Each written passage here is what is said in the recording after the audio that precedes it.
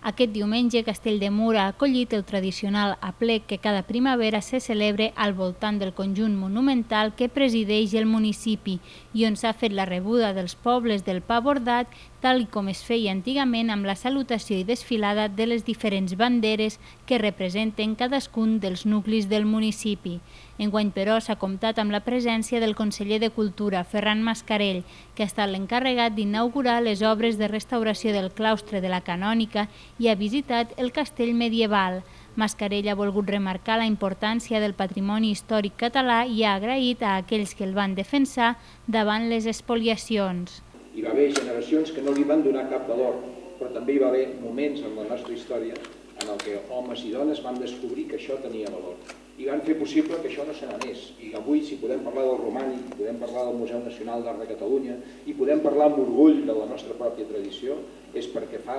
80, 90, pràcticament 100 anys, també unes generacions de catalans van decidir que això tenia valor, que s'havia de quedar al nostre país. L'alcalde de Castell de Mur ha volgut destacar la feina de difusió que fan els museus a l'hora d'atraure turisme i animar-lo a anar al territori per veure in situ els conjunts monumentals com el de Mur, ja que el patrimoni suposa una font més de riquesa tant cultural com econòmica. Fer un viatge al passat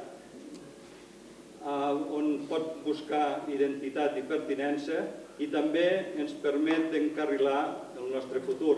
sobretot els que volem continuar vivint al territori i que el turisme cultural ens pot ajudar moltíssim.